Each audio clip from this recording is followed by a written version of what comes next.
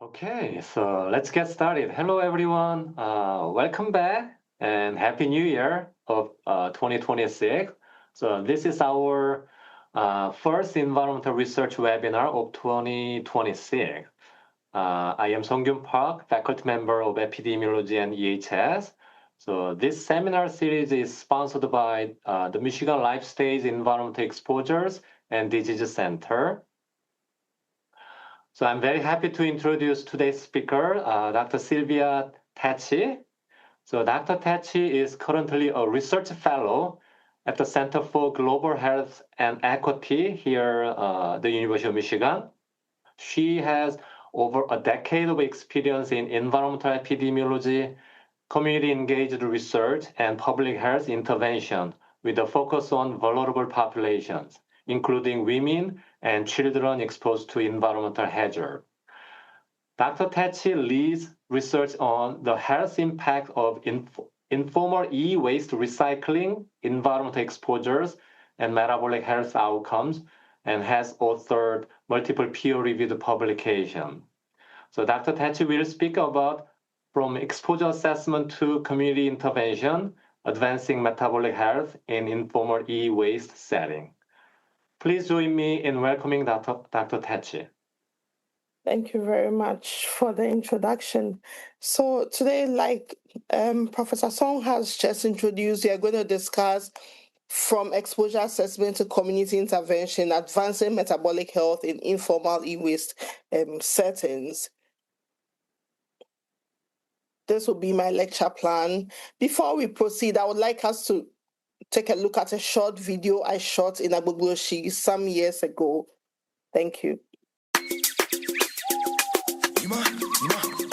Sorry,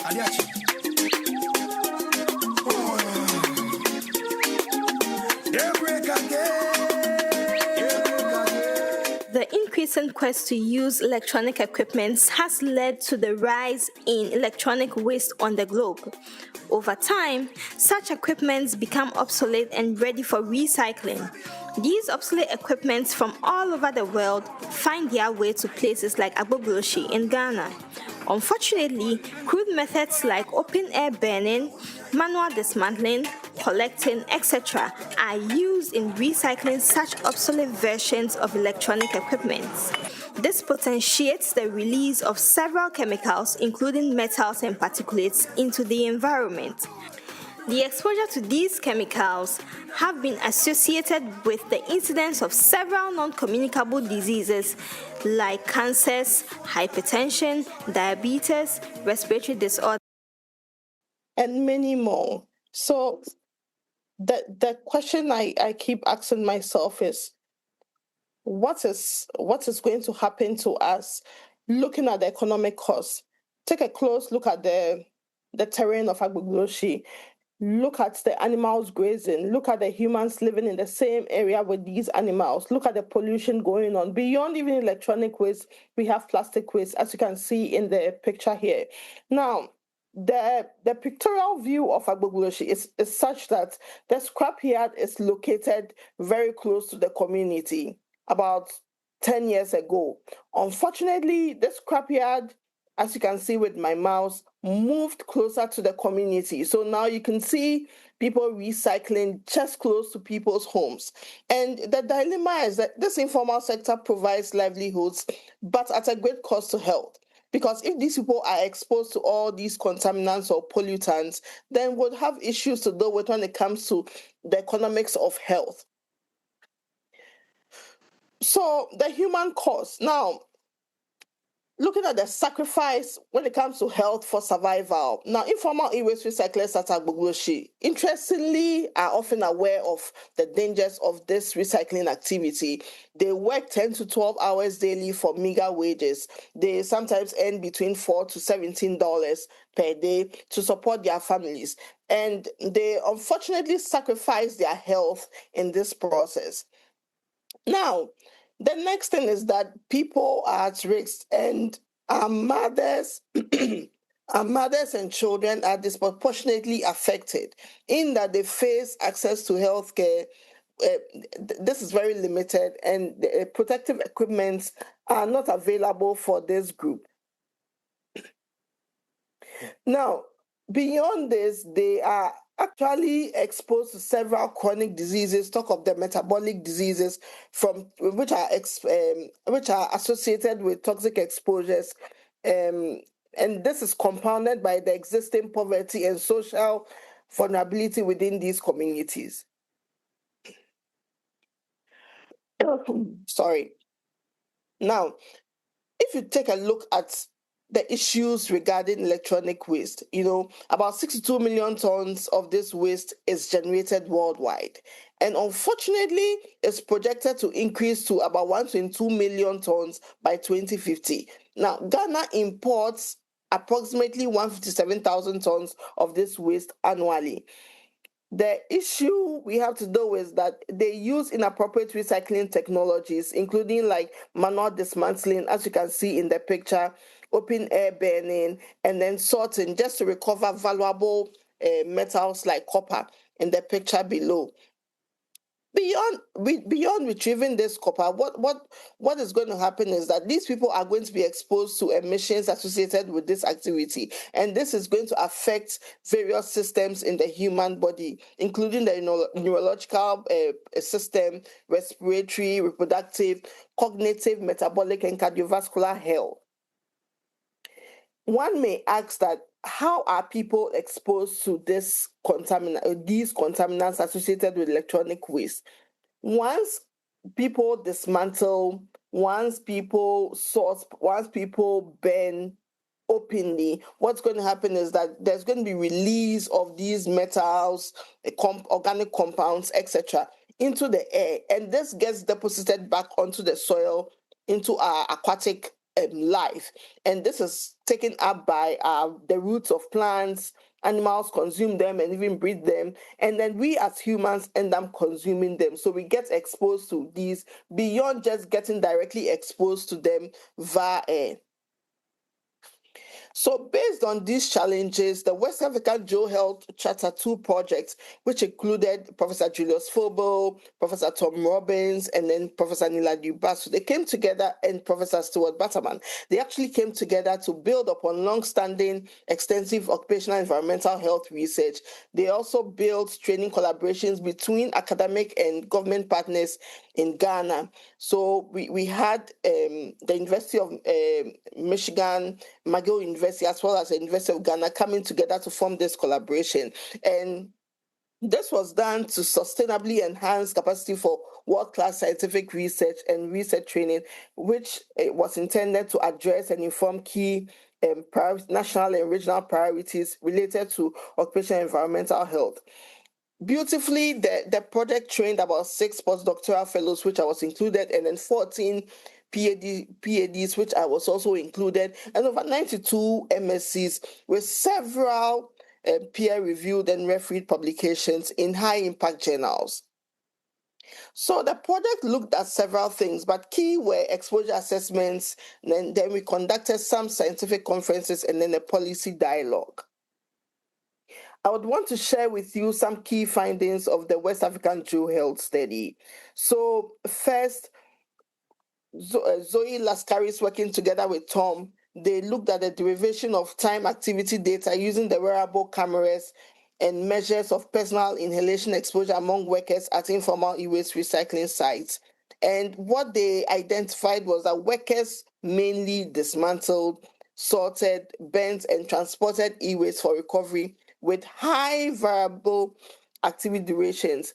What was going on was that you would find one person collecting e-waste, find the same person dismantling e-waste, the same person burning the e-waste, and participants interestingly experience consistently high PM2.5 exposures, particularly during burning activities, with levels far exceeding WHO limits, even outside the work hours, because they, beyond working within the community, they lived in the community, so they had like a double exposure. We also found out that the average PM2.5 exposure was about 81 microgram per meter cube, which is like approximately 3.2 times what WHO expected for a 24-hour limit. And then we also found out that the in terms of activities for burning, we measured about 203 micrograms per meter cube, which was like 8 times higher than the WHO limit, and so on and so forth. So the next study I would want to discuss was when we measured metal levels in blood and urine of these recycling workers. And then we found out that about 92.4 microgram per liter in terms of average of lead levels was found in the blood of these recyclers, which was very high because it exceeded the CDC limit. And we also found levels like strontium and thallium, which were also high in their blood, in the e-waste recyclers' blood, as well as higher levels of lead, europium, terbium, etc., in the urine of these recyclers, which indicates multi-metal systemic exposure.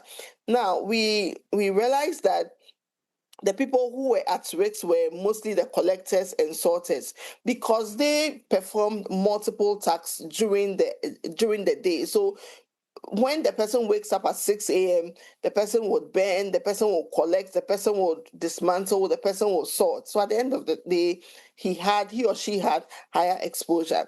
Now, in terms of comparing these levels to external populations, we also had reference populations, but looking at the levels in reference populations together with levels in our exposure group, which was the e-waste recyclers, compared to external populations, levels of cadmium, manganese, and urinary arsenic was high in our study participants overall, which means that the exposure extended beyond the occupational setting because we had our exposure group live about 18 kilometers away from our reference population. So if we are measuring SAT levels in their blood, then it's very worrying.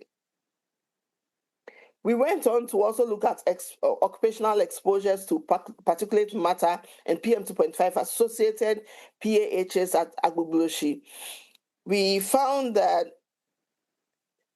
the breathing zones of PM2.5 was higher in our exposure group compared to our reference levels. And then the PM2.5 was also higher in our exposure group compared to our reference population.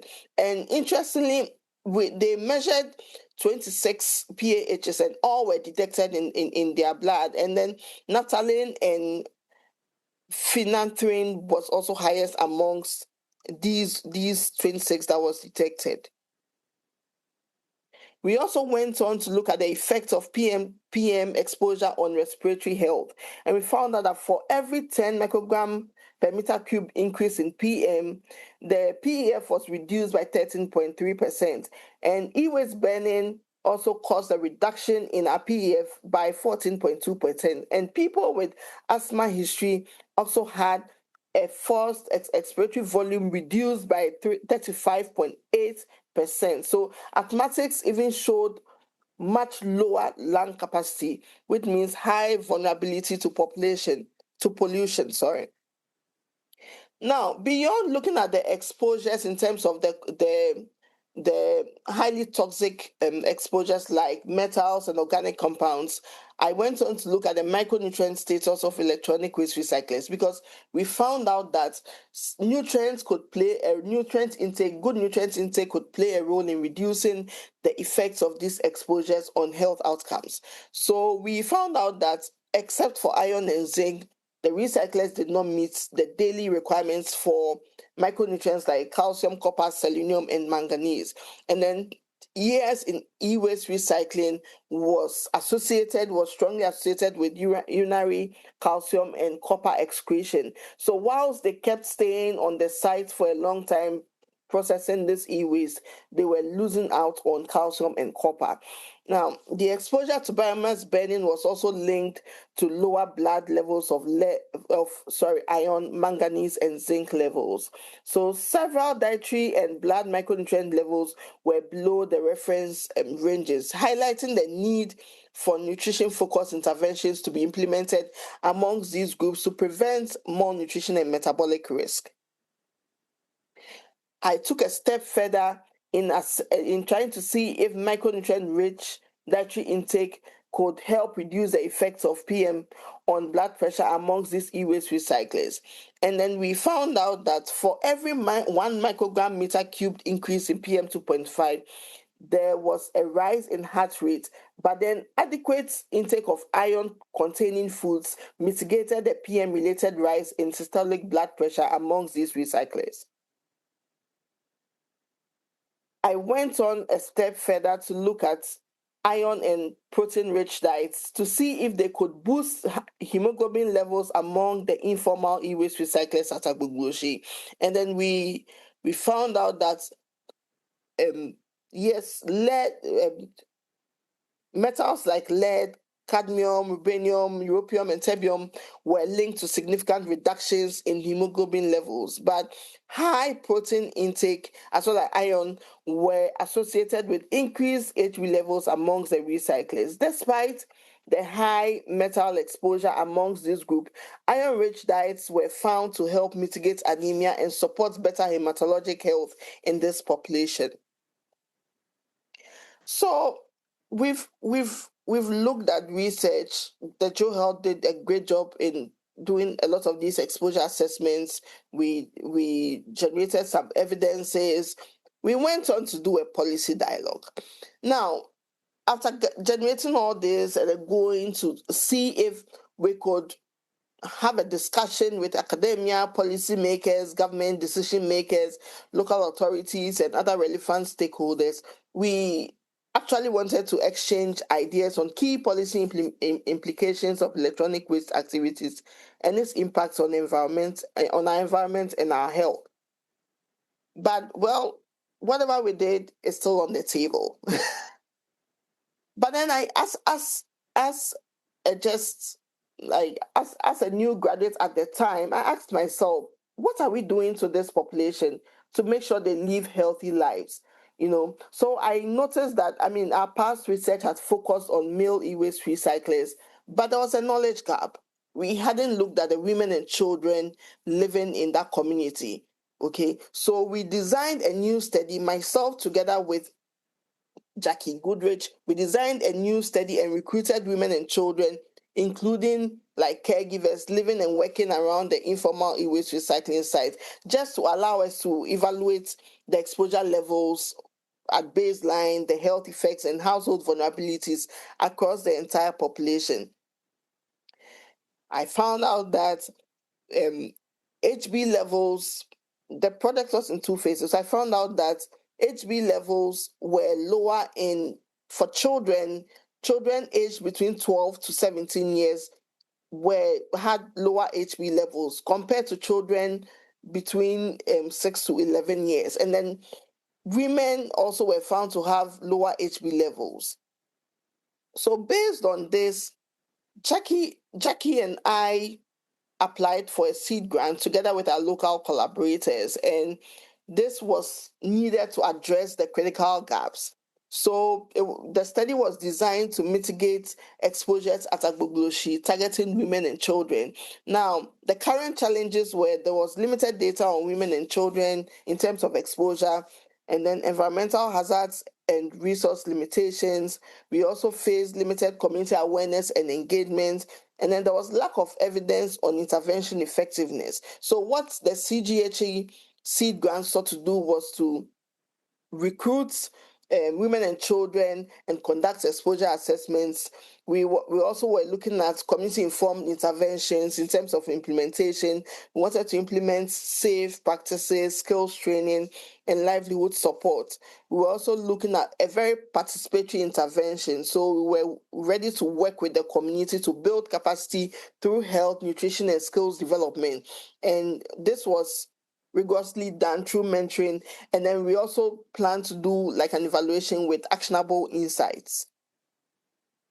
So in designing the community-based study on women and children in e-waste, we first had a community engagement, you can see in the picture here, where we met with the chiefs and heads of women's group to introduce the study. We also did the participant recruitment, where women who were 18 or older years but not pregnant were recruited into the study, and kids who were 5 to 17 years were recruited into the study. All this was done with consents and assents obtained from these population. Now, we also trained our research staff on data collection tools, and then we designed the study together, So we had a pre and post study design where we collected data from 55 women to child pairs. Now, during the data collection and measurements phase, we took anthropometric data, we took blood samples to measure metal and micronutrient levels as well as metabolic indices. We also conducted nutrition assessments like the 48-hour dietary recall and then a food security questionnaire. We administered a food security questionnaire. So with the environmental exposure, we also administered a structured questionnaire on exposure sources, and then we also assessed socioeconomic status in terms of the household and livelihood of these people.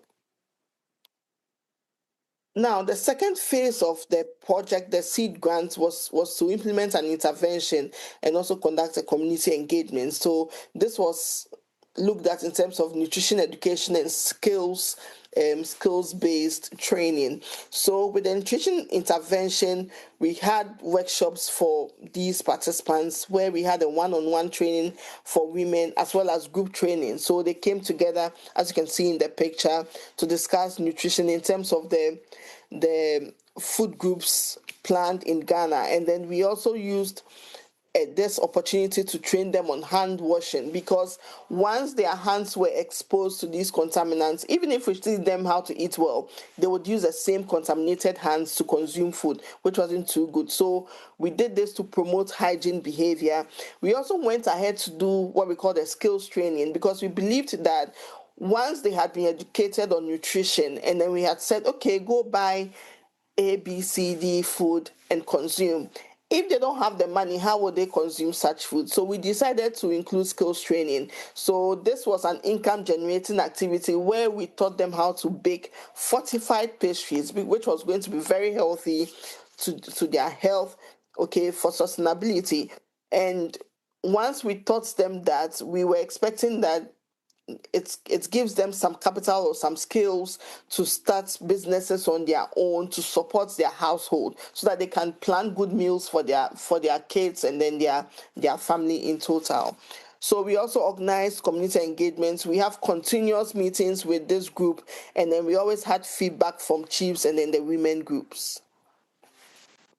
So with us, we in terms of impacts, we are expecting that at the end of the day we would see lower levels of toxic metal levels by the end wave of this study, and we expect to see increased micronutrient levels, improved metabolic health, growth improvements, healthy BMI trends, increased dietary diversity and food security, increased safe hygiene behaviors, and uptake of new skills and income generating practices. So before our end-line assessments, we noticed that there was improved nutrition knowledge in both mothers and children. Before they started the study, we actually assessed them on their nutrition knowledge, and we noticed that their nutrition knowledge was low. But once we implemented the intervention, we went back again to see if whatever we had implemented, they still remembered everything we taught them during the classroom sessions. And this analysis showed that there was improved nutrition knowledge. So in summary, you can see that from start to finish, we had sessions for the kids where we taught them about the 6 food groups in Ghana, and then we also had sessions for appropriate hand washing, and then we also had hands-on training in terms of nutrition education, where our facilitators together with our community members or participants were actively involved. We also have our pastry making on the side. So in conclusion, we would say that in terms of high toxic exposures like lead, cadmium, and others, they persist in the informal e-waste settings, but there's action which is needed. So we need to have a community-based exposure reduction intervention implemented and also supportive policies. These two go hand in hand just to make sure that we curb issues relating to informal e-waste recycling. And we also need to look at co-designed, community-engaged approaches, okay, which are usually feasible and sustainable and also very impactful in terms of such studies. Now, with the next steps, we are looking at scaling our intervention into a higher level and into other communities and other countries, and also track long-term health outcomes. We also plan to include the at-risk groups, like both, not just the informal recyclers. We haven't implemented this amongst the informal recyclers, but we hope to do that as time goes on, and also to include the formal recyclers to see if this intervention could help mitigate any exposures associated with this recycling activity. And we want to embed our findings into the regional or national or public health policy in some time to come. So thank you very much. I want to say thank you to Joe Health, the Joe Health Network, the West African Joe Health Network, Professor Julius Fobel, and Professor Stuart Batterman, Professor Thomas Robbins, and the entire Ghanaian team, Professor which other professor did I leave behind? So, and to all others who have become professors like Zoe and my colleagues, we say thank you. And then we also want to say thank you to the CGHE group for giving us the seed grant to do this work, and to the biggest thank you goes to Jackie Goodrich, for leading this work, and then to Joe Collis and the entire mentorship team, Lauren Boateng, Hamda Tudauda. I say a big thank you very much. Thank you. Yeah. This is really, interesting and also provocative talk, and then presentation, and then especially I'm very glad to see at the end of your presentation, I can see the Dr. Jackie Goodrich and Dr. Neil Basu. I'm not sure if I see Dr. Stuart Batterman from here, University of Michigan. So you are collaborating with colleague here, but also your colleague at Ghana, and their amazing work on this project. So thank you for your sharing this data and your ongoing project. So while we are waiting for Q&A, so yeah, please use the Q&A box. You can find that from bottom, and then we will cover that question. And Sylvia, you can also, if you close this sharing the slide, and you can see Q&A on the bottom, and then you click that, and then you can see what question came in. And so I will read the question, and then you can answer. So we have one question here from Marianne Rosenberg. So thank you, Dr. Takyi, for a compelling talk and powerful study. The intervention targets post-exposure effects. I am curious about what can be done while waiting policy changes that minimize or even eliminate exposure.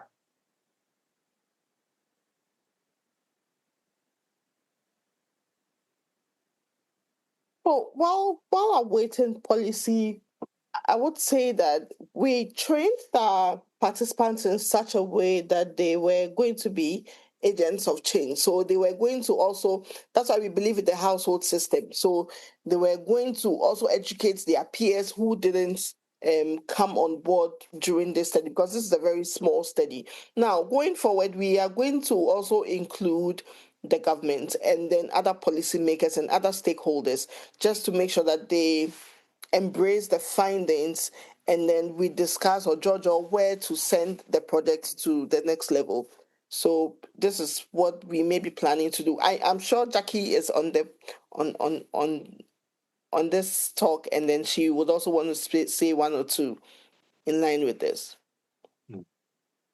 maybe relate to that question, and I'm also curious. So, is there any like ambient air, like a PM2.5 regulatory guideline? So the number you show us, so it was a 24-hour average concentration. Yeah, Mm-hmm. 90 something PM2.5 concentration, which is a huge, very high level. And so I'm curious if there is any a current policy, and probably that current policy may not, low enough to, protect that, this community resident. But so how, this, potential, contaminant from this informal e-waste recycling, and then that impact the ambient air quality level. Can you share that information in Ghana? So in Ghana, well, Ghana doesn't really have like set guidelines. So we rely on the CDC, the US CDC, WHO, UNICEF, etc. So usually it's like a 25 microgram per meter cubed for the reference. Okay, but we would expect that for specific studies, would recommend people look at this, see if we can come up with guidelines related to the blacks in Ghana in terms of e-waste. Okay, so that's one of the studies people would want to venture in. So it's 25. That's what we use, the benchmark, but we don't have a set guideline in Ghana. Now, we also don't have like set up PM monitors at that Agbogboshi site. That I know for sure. I know that there are PM 2.5 monitors in town to monitor like vehicular emissions in some specific areas and as well as in the airport. But at Agbogboshi, you don't really find this at Agbogboshi. Yeah. Except for the study we conducted. Yeah. Okay. All right. Okay. So yeah. Oh, yeah. We have a lot of questions came in. Okay. Let me. Yeah. Fine. Hi everyone, and good afternoon. Thank you for the presentation. Excellent study. I am curious if there is any interest of analyzing flame retardants in the e-waste workers. Yeah. That's interest, but it's about the funding. About the funding, yeah. So Absolutely. I don't mind working with Adriana to do this, but then it's about the funding. So just in case there's some funding, we can come together to work on this. Yeah. Okay, so that's what the initial study you focus on more like metals and measuring ambient particle. Yeah. Okay. But yeah, I think this is a valid point, and because e-waste probably contain this flame retardant. Yeah, that's a good point. Thank you, Sylvia. This is amazing work. Can you tell us a bit more about your survey showing the pre and post learning? Yeah. So in terms of the pre and post learning, this is how it went. We recruited the people, and like how general webinars sometimes workshops go. We want to know what you know before we start the workshop, and then at the end of the day, we want to see what you have learned at the end of the workshop. So we decided to assess their knowledge on nutrition. So we asked them whether they know like the 6 food groups, what it contains, whether they know like bodybuilding foods, whether they know starchy foods, what they do to the body, in terms of their essence. We asked them all those questions, both the mothers and the children, but we did them one-on-one because we wanted to be very private. Now, after that, we went back, after we implemented the intervention where we educated these mothers on the 6 food groups, what they do to the body. I mean, practically, because we used photos and videos because we wanted them to really understand what we were teaching. Because people believe that when you use photos and videos, it gets stuck in your memory as compared to just a general lecture.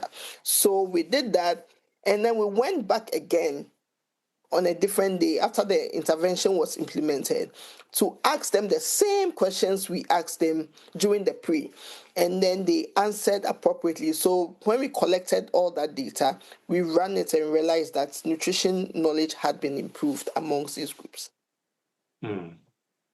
Yeah, so at the end of the later your presentation, you show that's the pre and post. Yeah. The knowledge about nutrition. Yeah, at baseline. At baseline and the post. Okay, all right. All right, so we also have a question from, you can also find this question from Q&A box and a question from Stuart Betterman. So welcome to this webinar. So great to see you and hear this talk. Wondering if you can provide an update on the current status of e-waste activities at the site. I thought it was temporarily shut down, but then reopened. I also note that the waste site is near highly contaminated water and that any fish, if alive, are also likely to be highly contaminated. Okay, so Tom, no, Stuart, thank you very much. Well, as at April 2025, right down to September 2025, I was in Ghana to conduct the study, and it had doubled or tripled, if I must say, since the last time we were all there as a team in Joe Health to do the study. The e-waste recycling activity is fully going on. Some of the women actually have their husbands conducting this activity. Some of them even have their elder sons conducting this activity now. So it's getting serious and serious over time. Yeah.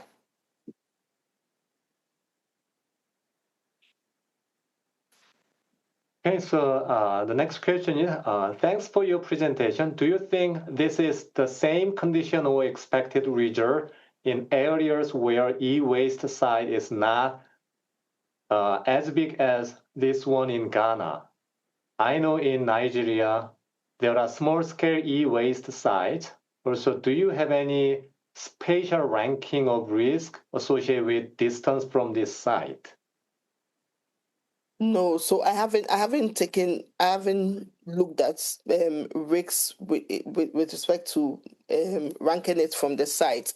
And I have plans going into Nigeria because I have heard that, and I have read as well, that e-waste activities are highly ongoing in Nigeria. But I may have to visit the site to be sure and to be able to tell the volumes and see how best it affects the Nigerians compared to the Ghanaians. So maybe we could scale up our project into Nigeria and see whether it would have the same effects. When we are measuring the effects, we'll see whether it's the same. If it's the same, then of course we would see what next to take in terms of policy.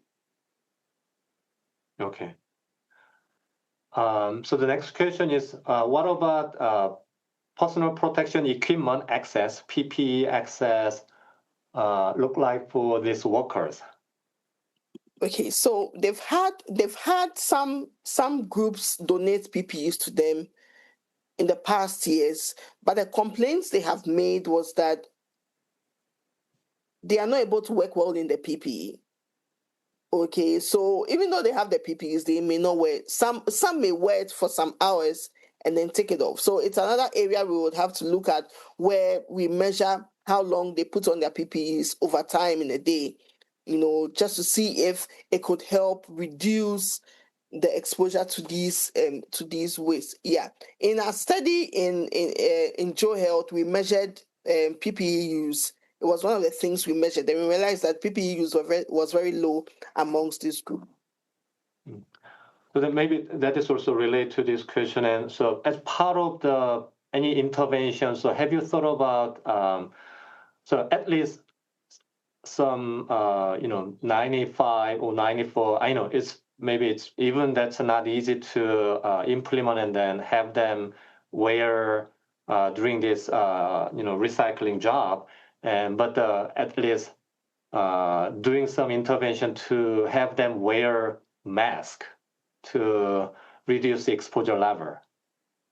Yes, so it could be considered as one of the things we plan to do. I mean, it's all borders on the funding. Once we have the funding, we are ready to work. So it's once we have that, I'm sure we could work or collaborate with anybody who has some funds to do that in Ghana. Yeah. Mm. So maybe that is also related to this question. And so during the COVID Mm-hmm. in Ghana, so the wearing a mask was the standard practice during that time. Yeah. Okay, and then during that time, so this recycling activity was done. Mm-hmm. Okay, I'm just curious. So if during that time, so the workers they wear mask and then do this job, and then, so before COVID and then after COVID or during the COVID, and so how much? Like if you if you haven't collected data yet, but so that could be a good the potential data source that you can check without actual intervention, but during that time, so because that was like the general practice we did. So I'm just curious if you have such data. No, I don't have such data, but it may interest you to know that these workers are interesting. They feel that okay, COVID, so we need to wear nose masks. But some feel that no, it's a disease for a particular group of people, so it's not for them. So they're not going to wear the mask. Okay. Even as much as they made a lot of health promotion materials, they made them out to several people and health education. Most people didn't wear the masks as expected. Yeah. Okay. Yeah. All right. We have another question. Susie Proctor. So thank you for this presentation and research on such an important topic. Could you speak more about any barriers you've experienced in implementing and sustaining the intervention?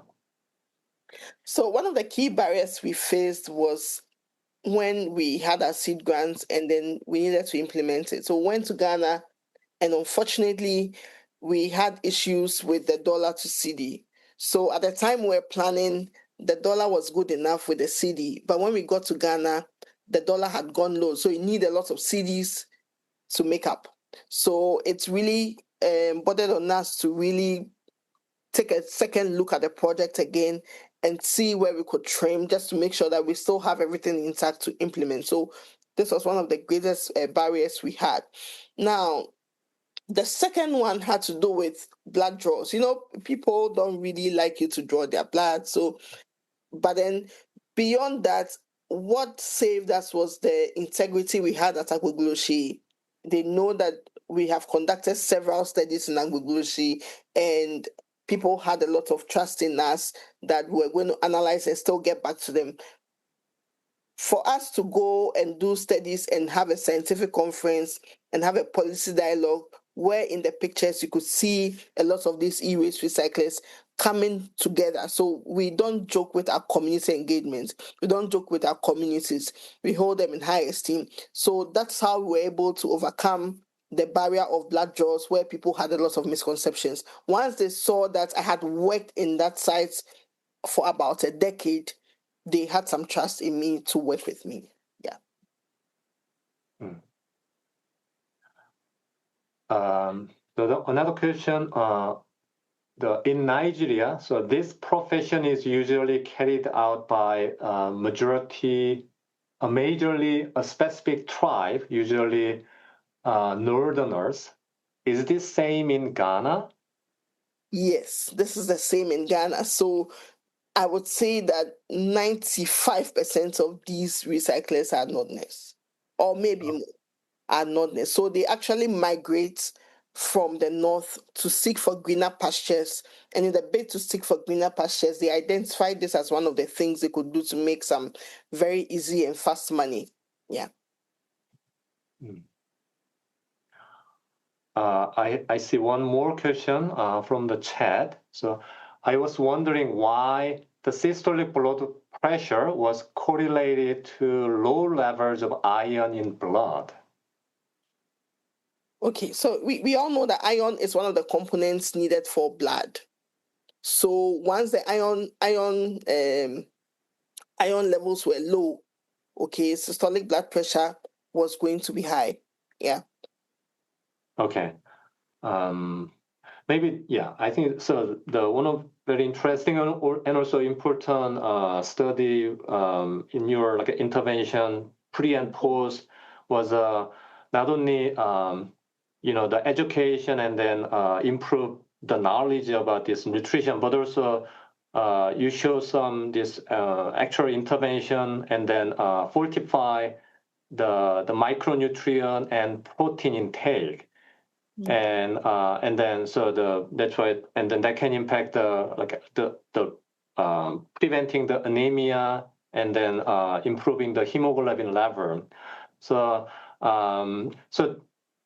so how did you design that study? So did you randomize any group and then use any intervention group No. and then control group, or did you entire group is So with this particular study, there was the exposure group and then the reference group or the control group. So with this one, we just used the consumptions, whatever they had consumed, to run the regressions to see if there was any relationships amongst them. But going forward, what we want to do is to actually implement an intervention like that to test and see if, of course, when they consume adequate amounts of proteins and adequate amounts of iron, they are going to have effects on their hemoglobin levels, on their blood pressure levels. Now, I want to come back to Adriana's comment.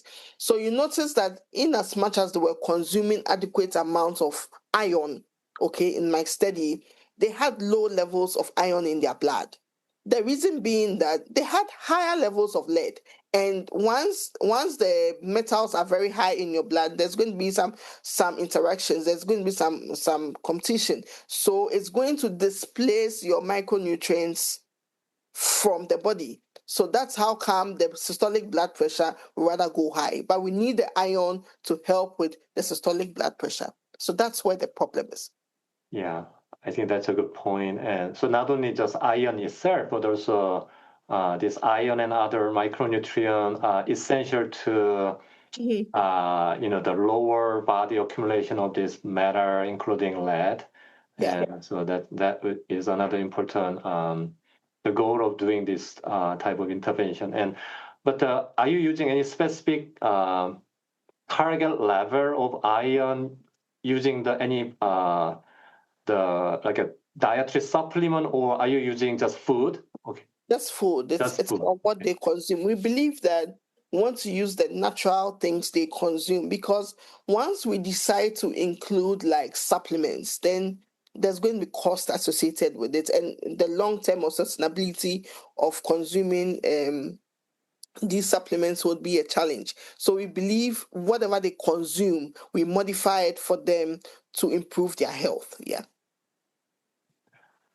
Okay. Yeah. Oh wow! It's already 12:50, and so it's time to the end of this webinar. So thank you, Dr. Takyi, about this amazing presentation, and so I think everyone attended this seminar, learned a lot about your study, and so we hope you continue this work and then can share more update in the future. Thank you. So we have our next environmental research webinar is scheduled for February 10. We will have Dr. Caitlin Sant from Michigan State University, and they're talking about toxicology, developmental origin of diabetes. And we hope to see you again then. So thank you, everyone. Bye-bye. Bye.